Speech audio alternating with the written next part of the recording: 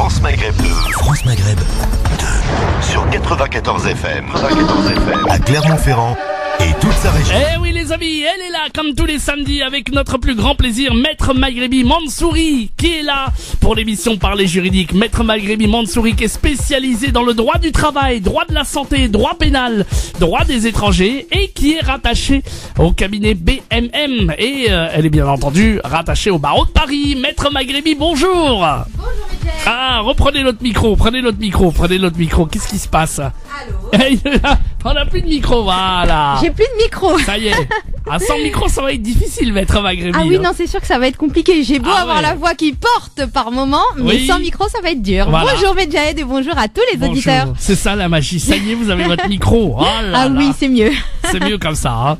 Bon, Maître Maghrebi, ravi de vous accueillir. On va parler d'un sujet qui plaît à tout, qui va interpeller tout le monde évidemment, puisque on en a parlé beaucoup et on va parler de ce médicament, le Levothyrox. On va bien parler ça de l'affaire du Levothyrox, Ah ouais. exactement. Très bien. Je vais parler de ce thème aujourd'hui parce que beaucoup de personnes sont concernées par ce souci, et même si les personnes ne sont pas concernées par ce problème, elles peuvent avoir autour d'elles des personnes qui sont atteintes d'une pathologie qui touche la thyroïde et qui sont sous le traitement. Donc c'est un traitement qui s'appelle le Levothyrox. Donc je vais juste rappeler un petit peu pour les personnes qui ne sont pas au courant et qui n'en ont pas entendu parler à la fois à la télé, à la radio, dans les journaux, autour d'eux, parce que tout le monde en parle, c'est une obsession. On est limite au bord de la crise en ce moment. C'est vraiment c'est quelque chose d'assez dramatique. Ouais. Donc je trouvais ça intéressant d'en parler aujourd'hui pour pouvoir un petit peu recadrer et rassurer. Et une fois qu'on aura rassuré et présenter les outils qui peuvent être mis en place pour pouvoir tenter d'engager la responsabilité du laboratoire si cela s'avère par la suite nécessaire. Donc qu'est-ce que l'affaire du Levothyrox? Alors ce qu'il faut savoir, c'est qu'il y a des personnes qui ont, comme je disais, des problèmes au niveau de la thyroïde et donc qui sont sous un traitement qui s'appelle le Levothyrox. Et ce qui s'est passé il y a pas longtemps, c'est que l'une des compositions la formule du Levothyrox a été modifiée à la demande de l'Agence nationale de sécurité du médicament. C'est à sa demande à elle que le laboratoire a dû donc modifier une de ses compositions en réalité qui était en lien avec le lactose. Et au moment où la modification a été faite de la formule du médicament, il y a beaucoup de personnes donc qui continuaient à prendre ce traitement, mais donc sous la nouvelle formule, qui ont commencé à présenter ce qu'on appelle des effets indésirables. Et lorsqu'on a des effets indésirables à la prise d'un médicament, ça peut être normal parce que beaucoup de traitements présentent des effets indésirables, et ça peut ne pas l'être, être anormal et voire même avoir de graves conséquences sur l'état de santé et commencer à devenir un problème de santé publique. Et là, ce qui s'est passé, c'est que donc à la suite de la mise en place de cette nouvelle formule, beaucoup de personnes commençaient à présenter des effets indésirables, et donc on a commencé un petit peu à en parler. Et là, ça a commencé à faire un effet boule de neige et commencé à créer une crise, d'où l'affaire dont tout le monde entend parler aujourd'hui, donc l'affaire du Levothyrox. On a beaucoup de personnes qui nous contactent pour savoir et pour nous dire voilà, moi je suis sous Levothyrox, j'ai plein d'effets indésirables, qu'est-ce que je peux faire, comment est-ce que je peux attaquer, c'est pas normal, je ne suis pas d'accord, qu'est-ce que je fais? Donc ce qu'il faut savoir, c'est que la modification de la formule a été demandée, comme je vous disais, par l'Agence nationale de sécurité du médicament. Donc ça n'a pas été fait à la demande ça n'a pas été fait à la demande du laboratoire, et que en ce moment même, on est en train de réintroduire l'ancienne formule. Donc pour toutes les personnes qui sont sous ce traitement, rassurez-vous, la nouvelle formule est en train de revenir sur le territoire, donc vous allez bientôt pouvoir bénéficier de votre traitement initial. Mais du coup, quelle est la conduite à suivre lorsque vous êtes sous ce traitement-là et que vous subissez ou vous pensez subir les effets indésirables? La première chose à faire est de noter tous les effets indésirables que vous avez constatés et d'aller voir et de contacter votre médecin. Ça, je vous donne la ligne de conduite qui a été mise en place, qui est préconisée. Vous allez voir votre médecin pour lui dénoncer les effets indésirables que vous subissez, et surtout pour lui demander de vous faire des examens afin de vérifier que le dosage du médicament est bon et qu'il n'a pas de conséquences sur votre état de santé. ça c'est la première des choses à faire avant de vous énerver ou de dénoncer un petit peu partout ce qui vous arrive. La première chose à faire, c'est d'aller voir votre médecin et de lui expliquer et de dénoncer les effets indésirables que vous subissez. La deuxième chose à faire, et c'est vraiment très important de le faire, c'est de vous rendre sur le site de l'Agence nationale de sécurité du médicament. L'Agence nationale de sécurité du médicament. Donc c'est l'agence qui est là pour recueillir tous les effets indésirables d'un médicament. C'est auprès d'elle que vous devez aller dénoncer une deuxième fois. Donc vous l'avez fait auprès de votre médecin. Et là vous vous rendez sur le site ou auprès de cette agence pour dénoncer tous les effets indésirables que vous avez subis. C'est très important parce que c'est cette agence-là qui est là pour recueillir toutes ces informations et prendre les décisions. Donc une fois que vous avez dénoncé auprès de l'Agence nationale de sécurité du médicament tous les effets indésirables, vous allez me dire ok très bien, mais moi ça fait des mois que je me sens pas bien, ça fait des mois que je subis d'énormes préjudices, je veux porter plainte, qu'est-ce que je fais, comment je fais pour les attaquer ? Et c'est la raison aussi pour laquelle je voulais parler de ce thème, parce que beaucoup de personnes nous interpellent ou m'interpellent et me disent moi je veux porter plainte, comment je fais ? Alors la première chose c'est que sachez que lorsque vous engagez une action en responsabilité à l'égard d'un laboratoire pour obtenir une indemnisation, c'est-à-dire pour obtenir de l'argent pour que votre préjudice soit réparé, ce n'est pas une plainte qu'il faut faire, parce que la plainte c'est une action que vous menez auprès du commissariat ou auprès du procureur de la République pour que l'auteur de votre problème encourt des sanctions pénales. Et là, vous n'obtiendrez pas réparation par le biais de la plainte. Tout simplement parce qu'à mon sens, et ça c'est mon appréciation, il semblerait que le laboratoire n'ait pas réellement commis une faute, et je ne vois pas sur quel fondement on pourrait engager leur responsabilité pénale, parce que on aurait l'escroquerie mais pas vraiment, parce que en réalité il incombe à votre médecin prescripteur de vous donner une information, et ça c'est une obligation qui pèse sur lui, de vous informer sur la modification de la formule du traitement et de faire en sorte que le nouveau dosage soit bon. Il incombe également au pharmacien qui vous délivre le médicament de vous informer que la nouvelle formule est mise sur le marché et que par conséquent, on ne vous donne pas le même traitement.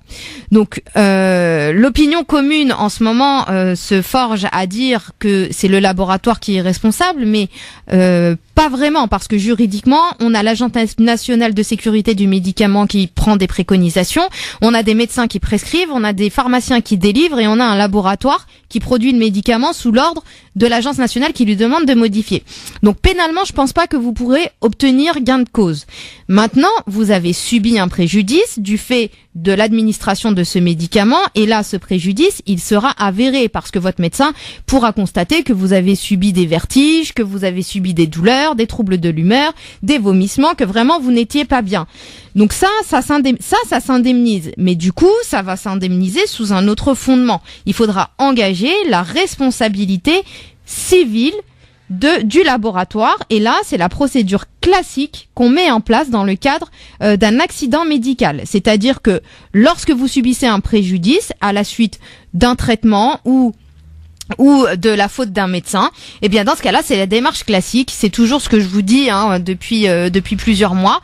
Vous entamez d'abord la procédure amiable, c'est-à-dire que vous allez envoyer un recommandé avec accusé de réception dans lequel vous allez faire état de votre préjudice, et vous allez tenter de demander les coordonnées de l'assurance pour mettre en place une expertise et obtenir une indemnisation par la voie amiable. Si ça n'aboutit pas, et je pense que ça n'aboutira pas parce qu'il y a tellement de monde qui engage la responsabilité de ce laboratoire, et voire du traitement, voire du médecin, voire du pharmacien, que là, il faudra saisir directement le tribunal de grande instance d'une action en responsabilité pour obtenir réparation. Donc voilà, c'était important de vous expliquer que l'affaire du Levothyrox, c'est un peu plus complexe que ce qu'on entend à la télé ou que ce qu'on peut entendre à la radio, que c'est pas forcément la plainte qu'il faut faire de but en blanc comme ça en tant que première action, parce que la plainte c'est un volet pénal, et le volet pénal ne me semble pas du tout approprié dans cette situation.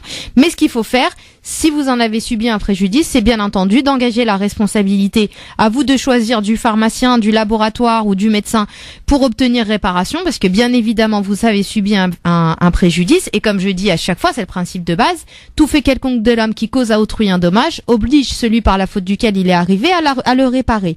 Vous avez subi un dommage, vous méritez réparation, mais mettez bien en place la bonne action, ne perdez pas de temps. Et ben voilà, en tout cas, c'était ce thème dont on avait parlé aujourd'hui, le thème du Levothyrox, évidemment, Levothyrox, voilà, pardon.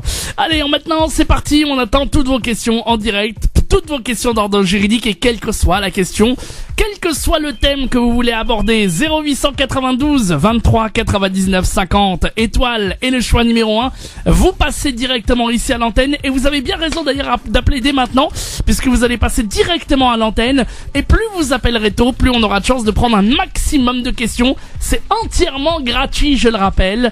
Et c'est la question instantanée, c'est la consultation instantanée. Tous à vos téléphones maintenant et quelle que soit la question, 0892 23 99 50 étoile et le choix numéro 1, Maître Maghrébi spécialisé dans le droit du travail, droit de la santé, droit pénal, droit des étrangers et quelle que soit la question que vous souhaitez. 0892 23 99 50. À tout de suite au standard. France Maghreb 2. Sur 105.FM à Dijon et toute sa région. Et nous sommes de retour sur France Maghreb 2 avec vos questions d'ordre juridique et les questions gratuites en direct sur France Maghreb 2 au 0892 23 99 50 pour les rendez-vous avec Maître Maghrébi Mansouri, spécialisé dans le droit du travail, droit de la santé, droit pénal, droit des étrangers. Eh bien, vous pouvez la joindre à son cabinet au 06 12 14 34 96. Je le rappelle, c'est uniquement pour les rendez-vous et non pas pour les questions. Allez, on va prendre Abdellah justement au 0892 23 99 50. On l'a retrouvé. Abdellah, bonjour, rebonjour. Rebonjour et bonjour maître, je suis désolé, ça coupe. En fait. Oui, il n'y a pas de souci.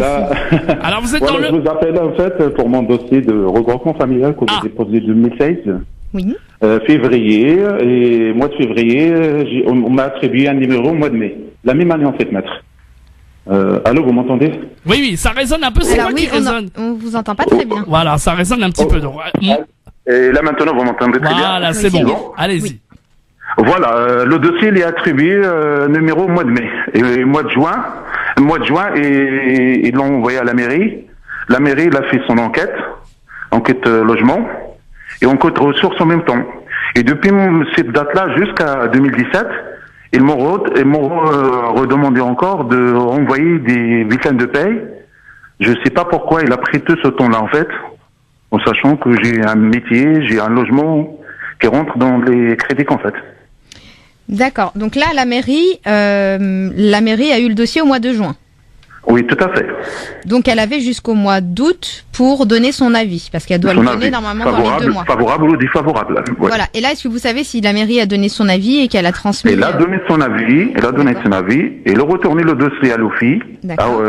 C'est chargé de l'OFI d'Orléans en fait. Oui. Et après, l'OFI, il l'a renvoyé. Il a dit qu'il manque des ressources, enquête ressources. D'accord. J'ai déjà donné des bulletins de paye en fait, je suis concilié. Ils ont reçu les bulletins qui manquent. Oui. Mais ils ont refait toutes depuis 2016 jusqu'à 2017 pour qu'ils le renvoient. Ils viennent de l'envoyer au mois de juillet en fait. Parce qu'ils m'ont redemandé encore d'autres bulletins de paye. Ah, mais alors ils l'ont envoyé à la préfecture là, c'est ça? Mais en juillet 2017. D'accord. En juillet 2017. En sachant que j'ai déposé mon dossier depuis le mois de février, il est accepté, on va dire, l'attribution du numéro, il était accepté au mois de mai, en fait, 2016. De 2016 jusqu'à 2017, il vient d'être envoyé au mois de juillet, en fait. La question, pourquoi tout ce retard? Est-ce que ce retard, ça va jouer sur les 18 mois, en fait, pour répondre ou pas répondre? Voilà, en fait, normalement, ce qui se passe, c'est que ils ont un délai de 6 mois pour vous répondre, en tout cas pour vous notifier la décision, à compter du dépôt complet à l'OFI. Et si vous n'avez pas de réponse dans les 6 mois, c'est considéré comme un refus implicite qu'il faut contester.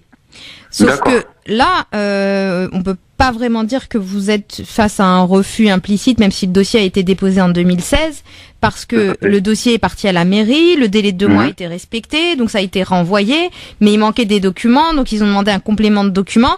Donc moi, de ce que vous me dites, là pour l'instant, on n'a pas de dossier complet encore de déposer depuis moins de 6 mois.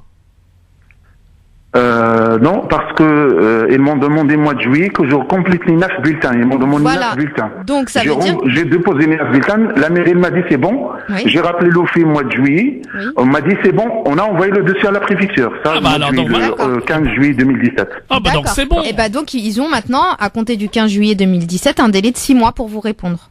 D'accord. Et pour ma question, c'est ça, maître, désolé de vous déranger. Non, il y a pas de souci. Ma question, en fait, c'est pourquoi ce retard-là, en sachant que je suis en règle au niveau du logement, au niveau du travail, pourquoi je suis en retard plus 6 mois là, depuis le mois de juillet l'année dernière, jusqu'à ça fait 1 an en fait que ça traîne en fait entre les deux, et j'ai tous les papiers qui leur concernent en fait, leur donner en fait. Bah là, moi, je pourrais pas vous dire pourquoi ils ont pris autant de retard, mais ce que je peux vous dire, c'est que là, de ce que vous me dites, pour l'instant, la procédure est respectée. Oui. Et fort heureusement, vous n'êtes pas dans le cadre d'un refus implicite, parce que c'est ce qui aurait été le plus dangereux pour vous. Parce que vous auriez été dans le cas parce qu'avec du retard, si vous étiez dans la situation où vous avez un refus implicite, vous aviez un délai de 2 mois pour contester la décision, et là, en déposant un dossier en 2016, on est mis 2017, vous auriez dépassé largement le délai, et vous auriez plus eu de voie de recours. Ça veut dire que ça compte, c'est ce que j'ai compris là, maintenant ça compte depuis où le dossier est parti à la préfecture. Là, voilà, pour moi, de ce que vous me dites, après c'est sous réserve, je vais compter 6 mois. Voilà, vous comptez 6 mois. Si j'ai pas de réponse, je les attendrai pas, c'est ça? Il faut contester le refus implicite. Si jamais vous n'avez pas de réponse, il faudra contester le refus implicite. D'accord. Et ils vont pas traiter mon dossier très vite parce qu'il est déjà pris en retard, ils vont pas prendre en considération? Bah non, mais pour vous, ils ont pris beaucoup de retard et c'est compliqué parce que c'est normal parce que vous demandez le regroupement familial, donc vous demandez à être rattaché à votre famille, donc c'est tout à fait normal que le temps vous semble long. Mais pour l'administration, vous savez, ils sont très très lents. Oui. Et chez eux, les délais de traitement, 1 an, 18 mois, 2 ans, c'est tout à fait normal. Tout le temps, ils les appellent et j'ai suivi tout le temps. Le problème, ils ont dit qu'ils ont un problème, il y a une erreur ou quelque chose, parce que pourquoi mon dossier, ils m'ont redemandé, après que j'ai donné tout, ils m'ont redemandé les 9 bulletins encore. Ils font des vérifications, donc peut-être qu'au niveau des vérifications, il s'est passé quelque chose et qu'ils ont voulu revérifier. Pour s'assurer que c'était pas des faux, pour s'assurer que la société existe vraiment, je sais pas. Non, je suis en CDI, je suis chauffeur routier. Oui, mais après, eux, justement, quand ils vérifient la condition de ressources, ils font des vérifications. Donc, peut-être que c'était pour les vérifications qu'ils vous redemandaient. Merci. Attendez là 6 mois, si vous n'avez pas de réponse, eh bien vous nous rappelez, on vous à compter de juillet, pas à compter d'aujourd'hui. Voilà. Pour le moment, j'ai pris le numéro de maître. On sait jamais. Il n'y a pas de souci, pas de problème. Voilà. Merci à vous. Beaucoup. Merci. À bientôt. Bonjour. À bientôt. Bonne journée. Voilà, des questions gratuites en direct à la radio. N'hésitez pas, soyez patients. 0892 23 99 50 étoiles et le choix numéro 1. Elle vous répond gratuitement. 0892 23 99 50. Sarah est avec nous, elle nous appelle de Paris. Bonjour Sarah. Sarah n'a pas pu patienter. Bon Sarah, rappelez-nous, il n'y a pas de souci, on vous accueillera directement au standard. J'aurais dû faire les vérifications nécessaires au standard, c'est pas grave. Voilà, donc si vous avez envie de nous appeler vous aussi comme cet auditeur, eh bien il n'y a pas de souci. Un petit coup de fil à la radio et vous êtes en direct avec nous en standard au 0892 23 99 50 étoiles et le choix numéro 1. C'est vrai que malheureusement Maître Maghrebi a beaucoup de retard pour ces dossiers de regroupement familial dans les administrations en général, on est d'accord. Oui, mais c'est aussi pour ça qu'ils ont justement mis en place ce délai de 6 mois de refus implicite. Oui, tout à fait. Donc parce qu'avant c'était pas le cas, les personnes attendaient 6 mois, 1 an et elles savaient pas vraiment quoi faire. Donc maintenant il y a ce délai qui a été instauré. On sait que si dans les 6 mois à compter dès que le dépôt complet est envoyé à l'OFI, on n'a pas de réponse, c'est que c'est un refus. Ah l'OFI. Aïe. Ah l'OFI, n'est-ce pas? 0892 23 99 50, on va prendre des appels. Allô, bonjour. Oui, bonjour. Bonjour madame, bienvenue. Quel est votre prénom? C'est Rachida. Rachida, vous nous appelez d'où, Rachida? De Metz. De Metz, très bien. Maître Maghrebi vous écoute, Rachida. Ok, merci. Bonjour madame Maghrebi. Bonjour. Je vous appelle par rapport à l'étudiant que je connais, que j'ai été sa tutrice. Oui. Et il n'a pas de papier, il n'a pas de carte de séjour. Et le problème, c'est que il a essayé de faire une CPGE, école préparatoire grande école. Il n'a pas pu parce que il n'a pas étant donné qu'il n'a pas de papier, pas de moyens financiers pour payer sa chambre Alors, excusez-moi, est-ce que vous pouvez enlever le haut-parleur que vous avez, Rachida, parce qu'on entend la moitié de ce que vous lui dites. Ouais. On a compris la moitié de ce que vous lui dites et ce serait dommage il faudrait que ce soit assez audible quand même pour Maître Maghrebi. Alors. C'est bon comme ça? Oui, c'est parfait. Alors, redites-nous depuis le début. Voilà. Donc, un étudiant qui n'a pas sa carte de séjour, il a fait sa demande donc auprès de la préfecture de Metz et puis ça n'a pas abouti. Et quand j'ai appelé en fait la préfecture, ils m'ont dit que ça ne pouvait pas aller parce qu'en parallèle, il avait fait une demande d'asile politique. Ah oui, d'accord. Ah bah oui, forcément, ouais. Et alors, quelle est votre question exactement? Vous voulez savoir quoi? Moi, je veux savoir en fait ce qu'il faut faire pour qu'il ait le plus rapidement possible ses papiers, étant donné que pour valider en fait ses études en BTS, parce que là du coup il a changé, il a fait une demande de BTS, il faut que il valide son stage, donc il faut qu'il ait ses papiers. Oui, sauf que là le problème c'est que comme vous l'a été indiqué par la préfecture, c'est s'il a fait une demande d'asile et que sa demande d'asile est en cours auprès de l'OFPRA, on peut pas faire deux demandes différentes. C'est-à-dire qu'on peut pas demander un titre de séjour étudiant et être demandeur d'asile et tenter par exemple un titre de séjour vie privée et familiale et attendre de voir celui qui va marcher. On fait une seule demande. Et là, il a fait une demande, donc il est obligé d'attendre la décision de l'OFPRA. Il peut pas revenir en arrière, mais parce qu'en fait, l'OFPRA lui a envoyé en fait une réponse négative. D'accord. Et il donc, l'a contesté il a fait un recours devant la CNDA, la Commission nationale du droit d'asile. Exactement. Oui, mais là, du coup, c'est en cours.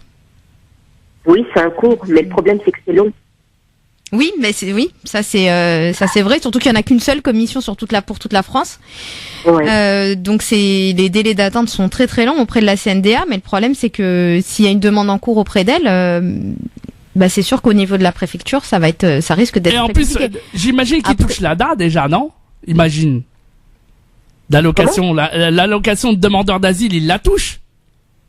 Oui, il touche quelque chose, mais. Voilà, non, mais là, il est considéré comme oui, mais ça va être là, il pourra pas déposer une demande de titre de séjour étudiant pour le moment. Il faut éteindre cette voie de recours.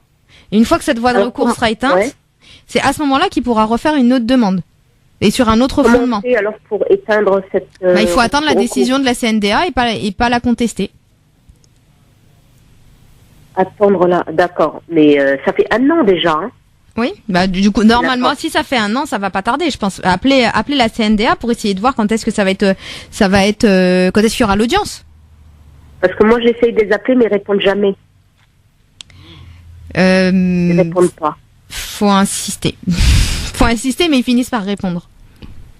Faut insister. Sinon, madame, faut insister, vous leur demandez avec le numéro de dossier quand est-ce qu'il compte quand est-ce qu'il va passer quand est-ce qu'il va être enrôlé. Il faut savoir exactement quelle va être la date d'audience ou quel est le rapporteur qui s'occupe du dossier. S'il y a un rapporteur, normalement, à la limite, vous demandez son nom et vous essayez de voir avec lui quand est-ce que le dossier va passer, ou vous lui expliquez la situation et vous demandez à ce qu'il passe au plus vite si vous êtes convaincu que sa demande d'asile sera refusée. Parce qu'en faisant ça, c'est que vous prenez le risque aussi de faire échouer sa demande. Ah, d'accord. Donc, qu'est-ce que vous me conseillez de faire alors? Moi, je vous conseillerais d'attendre, peut-être juste appeler la CNDA pour savoir à quel moment il compte. Quand est-ce que déjà il y a une clôture, parce qu'il y a un calendrier qui est fixé. Demandez à la limite le calendrier. Il a pas pris d'avocat pour cette procédure? Normalement, c'était prévu, mais il y a personne qui l'a contacté. Parce que sinon, ils demandent à avoir un avocat à l'aide juridictionnelle. Ils ont une liste sur lesquelles il y a des avocats à l'AJ pour les demandes d'asile. Et son avocat, va lui communiquer le calendrier. Et là, comme ça, il pourra savoir exactement et à quel moment il pourra reformuler une demande. Mais là, pour l'instant, ça me paraît compliqué. Hein. Il n'a jamais eu contact avec quelque avocat que ce soit, en fait. Il n'a pas eu de. Il faut qu'il le demande. C'est à lui de le demander. On lui donnera pas un avocat automatiquement. C'est à lui de faire la démarche. D'accord. Il se rapproche de la CNDA, il demande à avoir un avocat à l'aide juridictionnelle. Sachant que ça peut. Par contre, ce qu'il faut savoir, c'est que ça peut allonger les délais. Parce que le temps qu'il ait la décision d'agir qui soit accordée au niveau de la CNDA et qu'on lui désigne un avocat, ça va forcément allonger le délai. Donc là, il vaut mieux rien faire et attendre. Bah, appelez-les, essayez de voir s'il y a un calendrier qui a été mis en place, si savent à quel moment ça va passer en audience. S'ils vous disent oui, et ben dans ce cas-là, vous aurez les dates et vaut mieux laisser en l'état.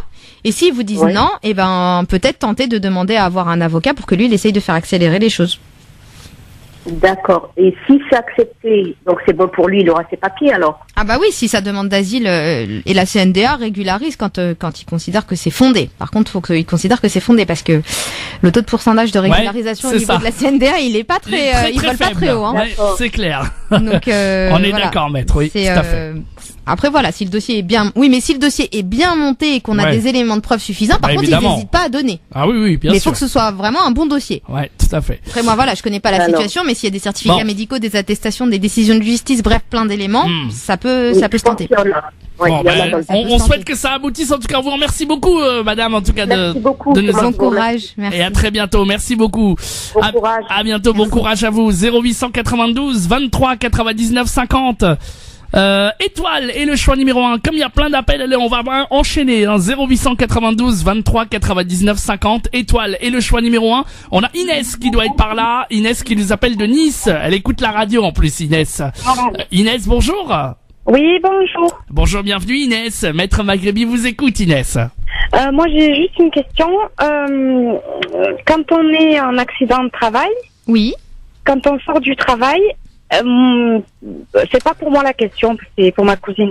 Oui. Elle s'est arrêtée pour acheter des légumes et du coup, elle est remontée dans sa voiture, elle s'est faite agresser et du coup, l'employeur lui a dit que c'était un accident de trajet, mais la sécurité sociale remet en cause cet accident de trajet.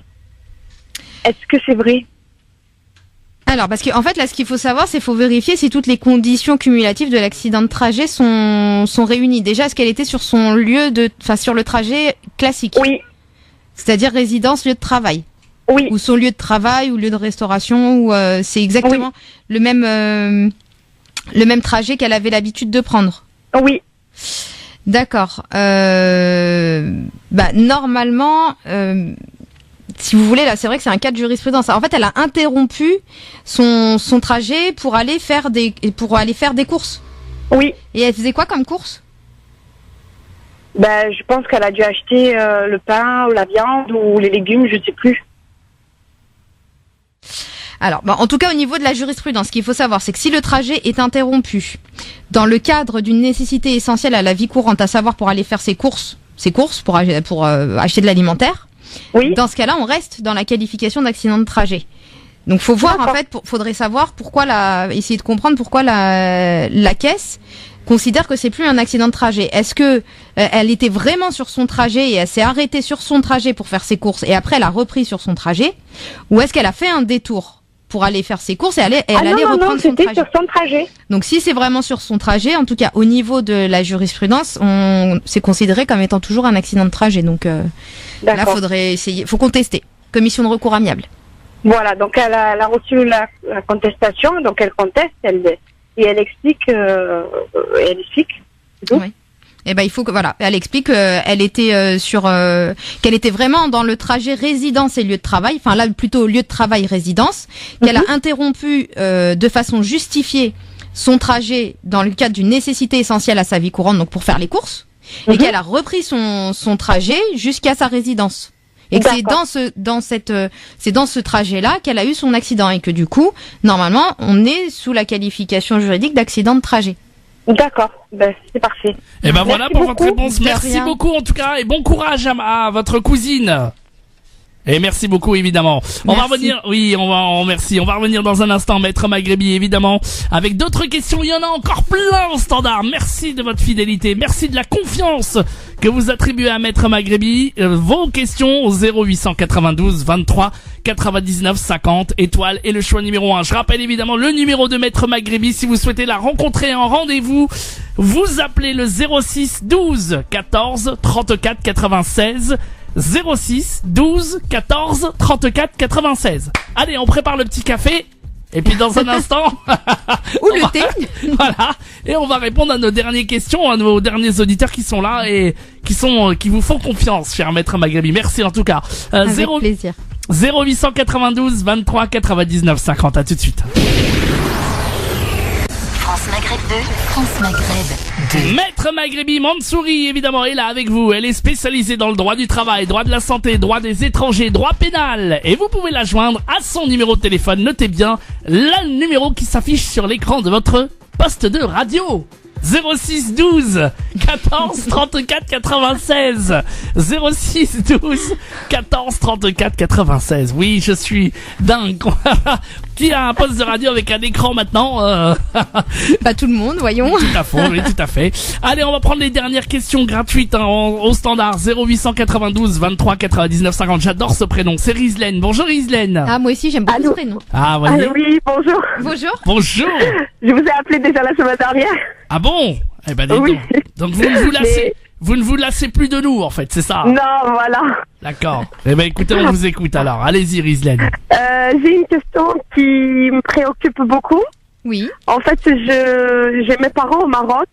C'est moi qui les prends entièrement en charge parce que les deux, ils sont sans emploi, sans domicile. Donc, c'est moi qui leur paye le logement, etc. Là, en ce moment, ils ont un visa de 4 ans.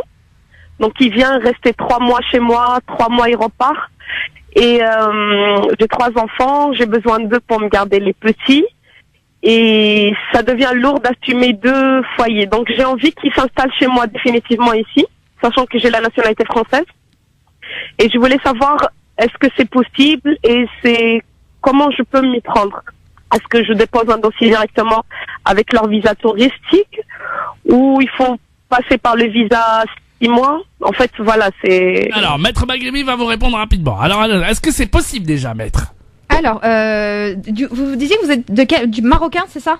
Non, Marocain, ouais. Elle est nationalité française, elle. Et les parents, Oui, mais ils les parents sont marocains. marocains. Ouais. D'accord. Voilà.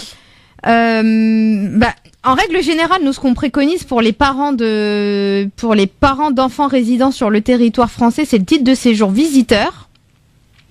Ça existe? Oui, le titre de séjour visiteur, c'est une carte de séjour temporaire en fait qui va leur permettre de pouvoir rester sur le territoire plus de 3 mois. Et elle est assez intéressante pour les personnes qui sont à la retraite par exemple parce que c'est une carte qui ne vous permet pas de pouvoir travailler sur le territoire. Elle est valable 1 an et elle est renouvelable. Ouais. Et c'est généralement la plus simple à obtenir dès qu'on arrive à prouver qu'on a les ressources nécessaires pour subvenir à ses propres besoins. D'accord, donc elle leur donne pas accès à tout ce qui est soins? Non, elle leur donne pas. En fait, c'est une carte qui leur permet d'être sur le territoire, mais elle va pas conférer exactement les mêmes droits qu'un titre de séjour, Vie classique. privée, classique, ouais. Mais au moins ils peuvent rester parce que là ils sont restés avec moi 3 mois. Oui. Et là j'ai encore besoin d'eux parce que j'ai un boulot où j'ai des astreintes, je travaille en décalé. Et c'est très difficile de trouver qui me garde les enfants. Oui. Et je voulais qu'ils restent encore un peu plus. Mais voilà, quand ils dépassent les 90 jours, et en plus c'est sur 6 mois, c'est bien ça? Oui, c'est ça. Oui, c'est ça. Mais là, ils vont être. Il faut pas qu'ils se mettent non plus en situation irrégulière parce que sinon, ça va être compliqué pour eux. Mais là, enfin, c'est soit ils tentent d'invoquer le titre de séjour vie privée familiale classique, circonstances exceptionnelles du fait qu'ils s'occupent de leur petit enfant et que vous avez besoin d'eux ici, mais ça va être vraiment, pour être honnête avec vous, c'est 20% de chance de les régulariser par ce biais-là. Hein. C'est très compliqué de l'obtenir ce titre de séjour, là. Après, oui. Vraiment, celui qui a été mis en place pour votre situation, pour les gens qui sont dans votre situation, c'est le titre de séjour visiteur. Et là, est-ce qu'elle peut le demander maintenant ou il faut qu'il retourne au pays? Comment ça se passe là déjà? Elle peut le demander. Elle peut le demander ils peuvent le demander en étant ici, étant sur le territoire. Sinon en étant là-bas, ils font une demande de titre de séjour long séjour. Ils font une demande de visa C. Visa C. Donc là, visa D, pardon. Je me déplace à la préfecture et je demande Titre de Non, séjour. c'est eux. visiteur. En fait, c'est C'est eux eux. qui doivent aller à la préfecture et dire qu'ils sont sur le territoire de façon régulière et qu'ils aimeraient faire une demande de titre de séjour visiteur. Visiteur, ok. Il faudra qu'ils apportent la preuve qu'ils ont les ressources nécessaires pour pouvoir subvenir à leurs besoins, qu'ils s'engagent à ne pas travailler et ça leur permettra de pouvoir rester. Mais c'est eux, ils n'ont pas les ressources et que c'est moi qui je suis garant. Peu importe, il faut qu'il y ait des ressources, même si c'est celle des D'accord. membres d'un membre de moi, la famille. si j'ai des bulletins de paye, que j'ai... Oui, il faut. Après, il faudra qu'ils présentent faut qu'ils aient un compte en banque, enfin des preuves. Il faudra que même vous présentiez les preuves de votre solvabilité. Mais après, c'est étudié par la préfecture. Enfin après, ça dépend. En plus des préfectures, il y en a qui. Parce que je suis propriétaire, je veux dire, j'ai un grand logement, je peux les loger. Non, mais là, c'est vraiment les ressources c'est moi qui les financières. prends en charge. Oui, là, Même au Maroc. On en parlera un peu. Sinon, vous nous rappelez la semaine prochaine si vous voulez plus de détails, d'accord? D'accord, donc là, ils peuvent aller avec moi, on va aller à la préfecture, on va faire cette Voilà, demande. vous voyez. Et merci parce que déjà, je connaissais même pas l'existence de Cette type de émission. titre de séjour. Eh ben Bah, de voilà. rien. Eh ben merci à vous en tout cas. À Merci. bientôt. Salut Rizlen. À bientôt. Au revoir. Au revoir mes Rizlen. Et ben voilà, c'est fini pour aujourd'hui. Maître Maghrebi va partir évidemment tranquillement pour revenir la semaine prochaine. Je vous rappelle son numéro de téléphone, notez-le bien. 06 12 14 34 96. 06 12 14 34 96 et on vous laisse le mot de la fin évidemment Maître Maghrebi. Merci Medjed, merci à tous les auditeurs pour vos appels et pour votre soutien. Et je vais être bref parce qu'on n'a plus beaucoup de temps. Comme je vous le dis à chaque fois, cette émission est la vôtre. On est là pour vous expliquer, vous présenter vos droits parce que s'il vous plaît, vous avez des droits, donc faites-les respecter.